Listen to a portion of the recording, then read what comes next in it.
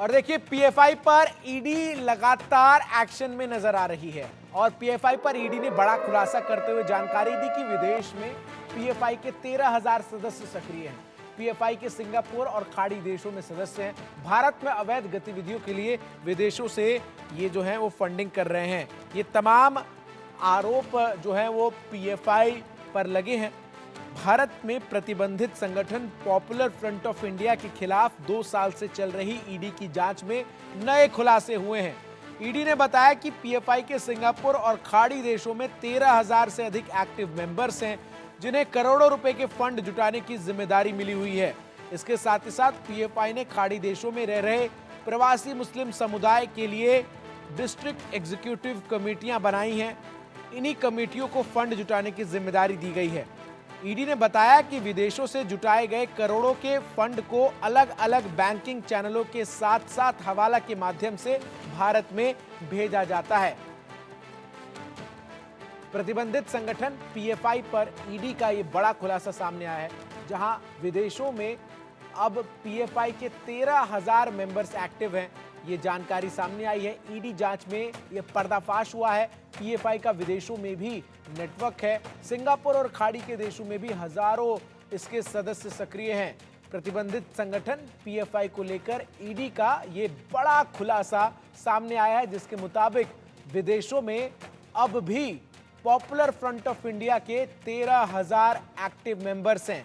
इसके अलावा ईडी जांच में यह पर्दाफाश हुआ है कि पीएफआई का ये जो नेटवर्क है ये विदेशों में भी फैला हुआ है और सिंगापुर और खाड़ी देशों में भी इसके हजारों सदस्य जो है वो सक्रिय हैं। इसके साथ ही साथ देश में पीएफआई को फिर से मजबूत करने की कोशिश बार बार ये तमाम संगठन कर रहे हैं। विदेशों में पीएफआई ने डिस्ट्रिक्ट एग्जीक्यूटिव कमेटियां बनाई हैं और इन्हें करोड़ों रुपए की फंडिंग करने का टारगेट जो है वो दिया गया है और इन्हीं के जरिए भारत में पीएफआई अपनी गतिविधियों को अंजाम देने की कोशिश करता है। और बीते साल ही गृह मंत्रालय की तरफ से पीएफआई पर प्रतिबंध लगा दिया था। पॉपुलर फ्रंट ऑफ इंडिया नाम का यह संगठन लगातार भारत विरोधी गतिविधियों में शामिल रहा। प्रदर्शनों को आयोजित करने से लेकर दंगा और उन्माद फैलाने तक में पीएफआई के कार्यकर्ताओं की मौजूदगी नजर आई और उसके बाद ये बड़ा एक्शन लिया गया। जावेद हुसैन हमारे सहयोगी तमाम अपडेट्स के साथ इस बड़ी खबर पर हमारे साथ दिल्ली से जुड़ रहे हैं। जावेद, 2 साल से इस पूरे मामले की जांच जो है वो चल रही है। क्या कुछ अहम खुलासे अब तक ईडी की जांच में सामने आ पाए हैं? देखिए, साल 2022 से केंद्रीय जांच एजेंसी एनआईए ने इस मामले को लेकर कई बार पीएफआई को के रूट और इनके ऑर्गेनाइजेशन को लेकर साउथ इंडिया में कई रेड्स कर चुकी है। इसमें कई बड़े खुलासे हुए हैं। इसमें कई एविडेंस और कई लोगों को डिटेन भी किया गया था। लेकिन जिस तरीके से देश की प्रवर्तन निदेशालय यानी कि ईडी मनी लॉन्ड्रिंग के मामले में पीएफआई को लेकर जो एक बड़ा खुलासा किया है, इस पूरे मामले में जो एजेंसी है वो पिछले कई सालों से इस ऑर्गेनाइजेशन को लेकर अपने इनपुट बेस को डेवलप कर रही थी। उसके बाद इस पूरे ईडी के इस पूरे इन्वेस्टिगेशन में खुलासा हुआ है कि मनी लॉन्ड्रिंग एक्ट के तहत 16 और जो 19 दो इमूवेबल प्रॉपर्टी है जिसको अटैच किया गया है और जिसकी कीमत 56 करोड़ से ज्यादा है। और विदेशों में पीएफआई से जुड़े जो 13,000 जो इसके एक्टिव मेंबर्स हैं, यानी कि वो लोग हैं जो इस वक्त सिंगापुर के अलावा गल्फ में यानी कि मिडिल ईस्ट कंट्री जिसमें Kuwait, Qatar, Saudi Arabia, Dubai जैसी कई देश है जहां पर वो लोग हैं। और डिस्ट्रिक्ट एग्जीक्यूटिव कमेटी जो एक बनाई गई है, उस कमेटी के बेस पर अलग अलग तरीके से फंड को रेज किया जा रहा है। इसमें वो फंड रेज किया जा रहा है जिसको पीएफआई को एक बार फिर से इस्टेब्लिश किया जा सके।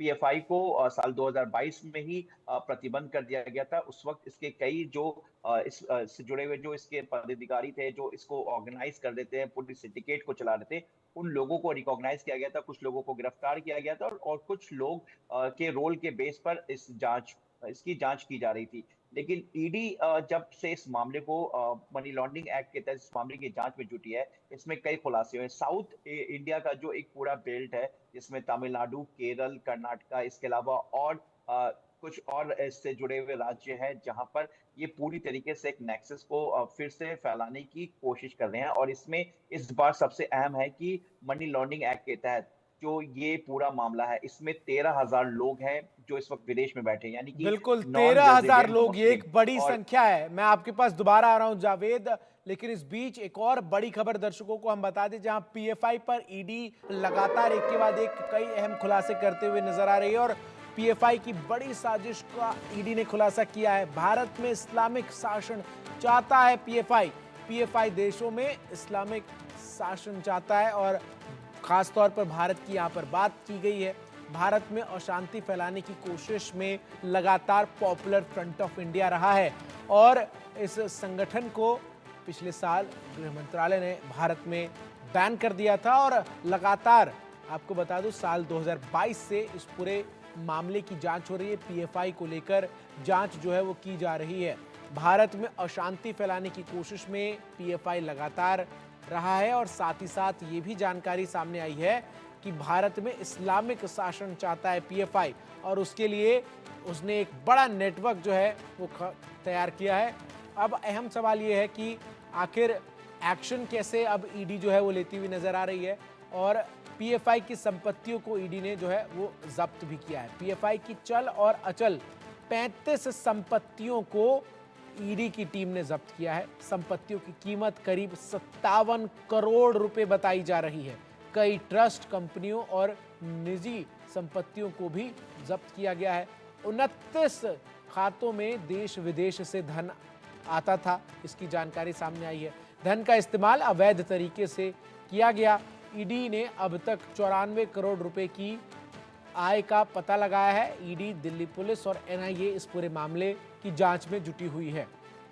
जावेद हमारे सहयोगी लगातार हमारे साथ इस खबर पर तमाम अपडेट्स के साथ बने हुए। जावेद, और ये साल 2022 मुझे याद है पहली बार था जब इस पूरे मामले को लेकर जांच जो है वो शुरू हुई।